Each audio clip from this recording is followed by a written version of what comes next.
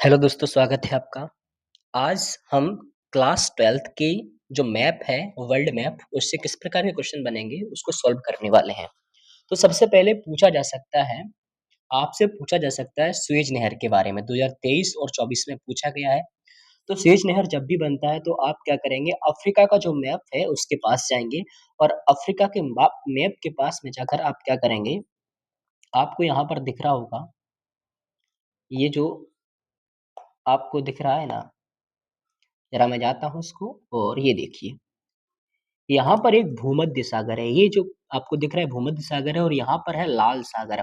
भूमध्य सागर को लाल सागर से जोड़ने वाली यहाँ पर एक नहर है, ये जो नहर है, इसे अपन कहते हैं स्वेज नहर। ये मिस्र के पास मिल जाएगी आपको, मिस्र, जिसे हम इजिप्ट भी कहते हैं। तो याद रखेंगे अफ्रीका महाद्वीप के इस साइड हो जाएगी आपकी ये स्वेज नहर, ठीक है? आगे देखते हैं अगला। अगला पूछा जा सकता है पनामा नहर के बारे में। तो पनामा नहर जब भी आपको पूछी जाएगी, 2023 में पूछा जा चुका है, 2023 के सप्लीमेंट्री में भी पूछा जा चुका है और 2025 के सप्लीमेंट्री में पूछा जा चुका है। तो पनामा नहर उत्तरी अमेरिका, दक्षिण अमेरिका के बीच आ जाएंगे आप। तो उत्तरी अमेरिका आपका ये है और दक्षिण अमेरिका आपका ये है। इसके बीचों बीच आएंगे तो यहाँ पर आप देखेंगे ये पनामा नहर जो है आपको नॉर्थ अटलांटिक है, उत्तरी अटलांटिक, अटलांटिक महासागर को प्रशांत महासागर से जोड़ रही है। तो यहाँ से आप याद रखेंगे, इस जगह आप रख देंगे क्या, पनामा नहर या पनामा कैनाल, ठीक है, याद रखेंगे। आगे आपको क्या पूछ सकता है, नेक्स्ट आगे बढ़ते हैं तो देखते हैं आगे क्या पूछ सकता है। तो आगे ट्रांस साइबेरियन रेल मार्ग, अब हम कुछ रेल मार्ग को देखेंगे जिसे हम पार रेल मार्ग भी कहते हैं, पार साइबेरियन। साइबेरियन का जब भी अगर आपको पूछा जाएगा तो याद रखेंगे आपको रूस में भरना है इसको। तो कहाँ से स्टार्ट होता है, तो ये स्टार्ट होता है सेंट पीटर्सबर्ग से, ठीक है, मतलब रूस के काफी पश्चिम वाले हिस्से से स्टार्ट होता है, सेंट पीटर्सबर्ग से, और ये आता है ऐसे ऐसे, ये आपको बना देना है, ऐसे ऐसे आपको बना देना है, ऐसे ऐसे आपको बना देना है, ठीक है। इस प्रकार से ये व्लादिवोस्तोक तक जाता है। याद रखेंगे ये कहाँ तक जाता है, बिल्कुल किनारे तक जाता है, व्लादिवोस्तोक तक। पूछ सकता है, ऐसे ही पूछ सकता है कि व्लादिवोस्तोक भरना हो, कहाँ भरोगे, तो आप यहाँ भरेंगे, ठीक है। सेंट पीटर्सबर्ग भरना है तो कहाँ भरेंगे, आप यहाँ भरेंगे। मॉस्को भरना है तो मॉस्को रूस की राजधानी है, ये भर जाएगा, ठीक है। आपको ये याद रखेंगे, 3 शहर मुख्य याद रखने हैं रूस के, ठीक है। व्लादिवोस्तोक हो गया, ये हो गया सेंट पीटर्सबर्ग, और ये हो गया मॉस्को, ठीक है। आगे बढ़ते हैं, नेक्स्ट देखते हैं। तो नेक्स्ट लिखा है पार ट्रांस कैनेडियन। देखो अपन साइबेरियन में पहुंचे, अब कैनेडियन, कैनेडियन कहाँ भरा जाएगा, कनाडा में भरा जाएगा। और कनाडा का याद रखेंगे काफी दक्षिण में बना हुआ है, उत्तर में नहीं है, ठीक है। तो याद रखेंगे, देखो ये रहा, ये इस प्रकार, ये जो आपको दिख रहा है ट्रांस कैनेडियन रेल मार्ग है, वैंकूवर और विक्टोरिया तक ये गया है, ठीक है। इसको आप याद रखेंगे, दक्षिण में है। बाकी इसके नीचे, जस्ट नीचे अगर देखें तो ये उत्तरी अमेरिका महाद्वीप है, जो व्हाइट व्हाइट कलर में आपको दिख रहा है, ठीक है। इसके ऊपर, जस्ट ऊपर ही है ट्रांस कैनेडियन रेल मार्ग, यानी आपको क्या करना है, एक तट से दूसरे तट को मिला देना है, ऐसे बना देना है, थोड़ा सा घुमा फिरा के, तो आपका ये बन जाएगा, ठीक है। आगे देखते हैं, आगे लिखा हुआ है पार ट्रांस ऑस्ट्रेलियाई महाद्वीप रेल मार्ग। ये भी याद रखेंगे, ऑस्ट्रेलियाई महाद्वीप रेल मार्ग भी दक्षिण के तट पे ही है, और ये पर्थ से लेकर अगर देखें तो पर्थ से स्टार्ट होता है। ये भी पूछ सकता है कि पर्थ कहाँ पर है, तो पर्थ आपको ऑस्ट्रेलिया के पश्चिम में लगाना है यहाँ पर, ठीक है। पर्थ एक बंदरगाह भी है यहाँ पे, तो याद रखेंगे बंदरगाह भी है, ये शहर है ना। तो यहाँ से ऐसे ऐसे जाता हुआ ऐसे ऐसे जाएगा और आपको यहाँ से मेलबोर्न तक बना दिया जाएगा। तो इसमें 3 आपको शहर याद रखने मुख्यतः, एक तो पर्थ याद रखना है, भरने के लिए आ सकता है, एक मेलबोर्न भरने के लिए आ सकता है, और एक सिडनी भरने के लिए आ सकता है, ठीक है। तो आप ये याद रख लेंगे। आगे बढ़ते हैं, पोर्ट अगस्ता भी अगर आप याद रखना चाहें तो याद रख सकते हैं, ऑस्ट्रेलिया महाद्वीप में है। नेक्स्ट देखते हैं, आगे बढ़ते हैं। तो आगे नेक्स्ट आपको आ सकता है क्या, केपटाउन से लेकर समुद्री लंदन तक समुद्री मार्ग पूछा जाता है। केपटाउन, केपटाउन कहाँ पर है, तो याद रखेंगे दक्षिण अफ्रीका का काफी दक्षिणी हिस्सा केपटाउन शहर है। बाकी लंदन तो आप जानते हैं ब्रिटेन के अंदर है। तो आगे केपटाउन से स्टार्ट करना है, यहाँ से स्टार्ट है, केपटाउन से स्टार्ट करेंगे, और इस प्रकार आप दक्षिण में तट, या फिर आप इसको इस तरह से याद ना रखें, ऐसे याद ना रखें, ये वाला आपका जो मार्ग दिया है ये मार्ग सही नहीं है। मैं आपको बता रहा हूँ, मार्ग कुछ इस प्रकार जाएगा, ऐसे से जाएगा, और ऐसे ऐसे आप इसको बनाएंगे, ठीक है, ठीक है। ऐसे ऐसे बनाते बनाते इसी प्रकार आप ऐसे जाते जाते और सीधा लंदन तक इसको छुआ देंगे, ठीक है। तो ये आपका हो जाएगा केपटाउन से लंदन तक का मार्ग, ठीक है। नेक्स्ट आगे बढ़ते हैं, नेक्स्ट मार्ग जो है, तो नेक्स्ट मार्ग जो है वो मुंबई से अगर देखें लंदन का है, मुंबई से लंदन। तो मुंबई अपन को देखेंगे कहाँ पर है, आपके उत्तर सॉरी आपके भारत में है तो मुंबई से स्टार्ट कर देना है, तो मुंबई से इस प्रकार जाएँगे, यहाँ पर अदन की खाड़ी से होते हुए, लाल सागर से होते हुए, सुएज़ नहर से होते हुए, भूमध्य सागर से होते हुए, जहाँ जिब्राल्टर जल संधि से होते हुए ऊपर जाएँगे, यहाँ पर बिस्के की खाड़ी है, फ्रांस के बगल में ऐसे जाते-जाते इंग्लिश चैनल से होते हुए सीधा लंदन पहुँच जाएँगे। तो ये मुंबई से अगर देखें लंदन तक का मार्ग है।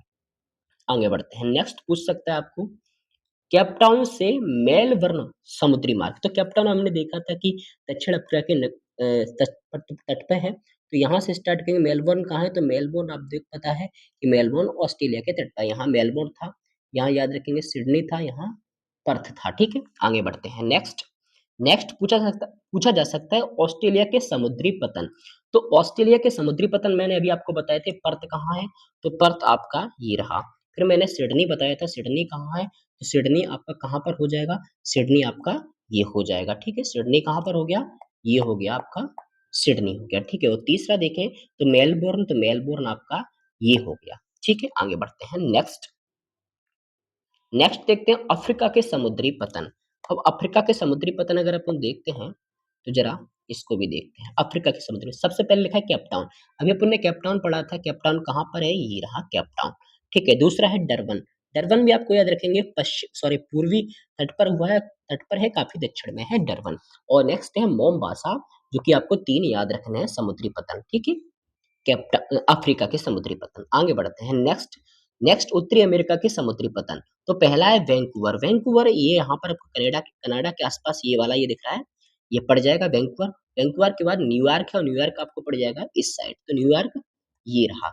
और तीसरा है बेटल हार्बर, और चौथा आप देखेंगे तो चौथा आपका हो जाएगा सैन फ्रांसिस्को, ठीक है? सैन फ्रांसिस्को ये गलत लिखा हुआ है, ठीक है? सैन फ्रांसिस्को ये हो जाएगा। ये भी अगर देखें तो यूएसए अमेरिका के अंदर है।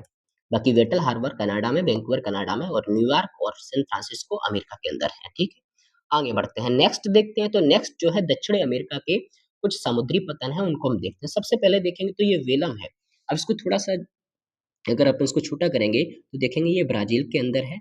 वहीं अगर ये बेटल हार्बर गलत लिखा हुआ, ऊपर वाला ही लिखा हुआ है, ठीक है? इसको याद ना करें। दूसरा रियो डी जेनेरो याद रखेंगे आप, तट पर है। मोंटेविडियो बंदरगाह, जो कि यूरुग्वे में है। यूरुग्वे की राजधानी भी मोंटेविडियो है, ठीक है? बंदरगाह यहाँ ब्यूनस आयर्स है, क्योंकि आपको पता है कि ब्यूनस आयर्स जो है वो अर्जेंटीना की राजधानी भी है। यहाँ पर वोल पेरोजे है, ठीक है? वोल पेरोजे को वेल परासियो भी लिख के आ सकता है, ठीक है? इटली के अंदर है, याद रखेंगे इसको, ठीक है? नेक्स्ट पढ़ते हैं आगे।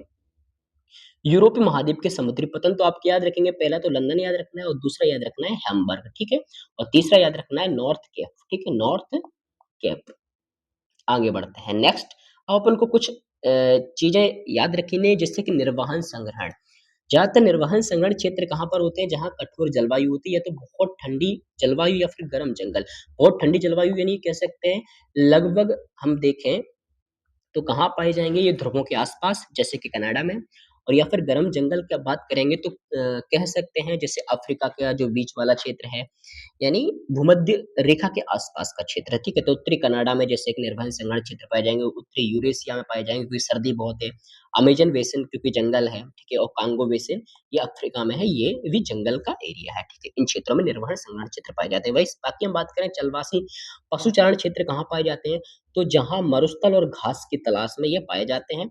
मरुस्थल होता है और वहाँ पे घास की तलाश में ये चलवासी मतलब चलते रहते हैं घास की तलाश में। सहारा मरुस्थल में, मध्य एशिया में और यूरेशिया का टुंड्रा प्रदेश में, ठीक है? तो ज़रा देखें निर्वहन संग्रहण क्षेत्र, तो मैंने बताया निर्वहन संग्रहण क्षेत्र किस इलाकों में पाए जाते हैं? बहुत कठिन इलाकों में, तो ज़्यादा गर्मी हो या फिर ज़्यादा सर्दी हो, ठीक है? तो याद गर्मी की बात करें दक्षिण अमेरिका, ठीक है? अफ्रीका कांगो बेसिन, ठीक है? ये ब्राज़ील का क्षेत्र हो जाएगा अमेज़न बेसिन, अमेज़न जंगल है। ये कांगो बेसिन हो जाएगा, ठीक है? ये इंडोनेशिया वाला इलाका हो जाएगा। और वहीं हम ये देखेंगे तो यूरेशिया का इलाका है, उत्तरी यूरेशिया। और वहीं हम ये बात करेंगे कनाडा का क्षेत्र हो जाएगा। तो ये निर्वहन संग्रहण क्षेत्र। आगे बढ़ते हैं तो नेक्स्ट लिखा हुआ है चलवासी पशुचारण क्षेत्र। तो चलवासी पशुचारण क्षेत्र की बात करेंगे तो आपको ये दिख रहे हैं रेगिस्तान के आस-पास है, अफ्रीका के रेगिस्तान में है, ठीक है? यहाँ पर एशिया, यहाँ मंगोलिया का रेगिस्तान है, आपने मंगोलिया का सुना होगा, गोबी मरुस्थल है, ठीक है? आगे बढ़ते हैं। नेक्स्ट आपका है वाणिज्य पशुधन पालन के क्षेत्र।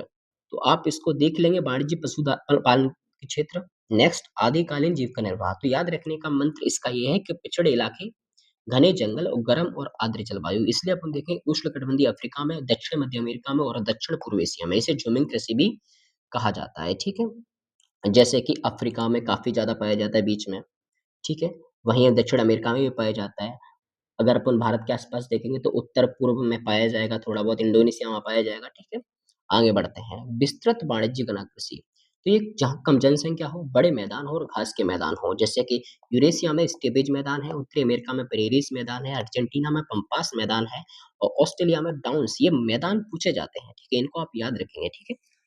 तो ज़रा देखें, इनको ज़रा देखते हैं, तो आप ये जो विस्तृत वाणिज्यिक अनाज अनाज कृषि क्षेत्र है, तो ये दी हैं, दक्षिण अफ्रीका में वेल्ड है, याद रखेंगे, ठीक है? अर्जेंटीना में पम्पास है, ये भी याद रखेंगे, उत्तरी अमेरिका में क्या है, प्रेरीज़ है, यूरोप में स्टेपीज़ है, याद रखेंगे, ऑस्ट्रेलिया में क्या है, डाउन्स है, ठीक है? आप इसको याद रखेंगे। नेक्स्ट आगे बढ़ते हैं, डेयरी कृषि क्षेत्र। तो जहाँ ठंडी जलवायु होती है, अमीर देश होता है, ज़्यादा जनसंख्या हो, वहाँ पर डेयरी कृषि क्षेत्र, जैसे कि उत्तर-पश्चिमी यूरोप, यूके और नीदरलैंड, काफ़ी पूछा जाता है। कनाडा और न्यूज़ीलैंड, ये वो देश हैं जहाँ लोग दूध, पनीर ज़्यादा खाते हैं और तकनीक उन्नत है, यहाँ पर तकनीक उन्नत है। तो याद रखेंगे, देखो, कनाडा का पश्चिमी क्षेत्र हो गया, पूर्वी क्षेत्र हो गया, कनाडा उत्त उत्तर अमेरिका और कनाडा का। यहाँ पर ये वाला पूछा जाता है यूरोप का, जिसमें ब्रिटेन भी आ रहा है, ठीक है? काफ़ी देश आते हैं, ठीक है? और दूसरा ऑस्ट्रेलिया का पूर्वी इलाका। 3 चीज़ें, 3 याद रखना है सिर्फ़ डेयरी वाले में, काफ़ी इम्पोर्टेंट है डेयरी वाला, ठीक है? तो डेयरी कृषि क्षेत्र आदिकालीन, आप इसमें से आप पढ़ सकते हैं कि कौन-सी ज़्यादातर कहाँ पर है, ठीक है? अगर आपको वीडियो पसंद आया है तो वीडियो को लाइक करें, चैनल को सब्सक्राइब करें। एक चीज़ और याद रखना है, एक और पूछा जाता है, जैसे कि उसका नाम क्या है? तो उसका नाम है हेलीफैक्स, हेलीफैक्स। तो इस हेलीफैक्स को भी आप याद रख लेंगे, ये कनाडा के पास में है, तो इसको आप एक बार मैप में ज़रूर देख लें। वीडियो को पसंद आई है, वीडियो को अगर वीडियो पसंद आई है तो वीडियो को लाइक करें, चैनल को सब्सक्राइब करें। Thank you so much.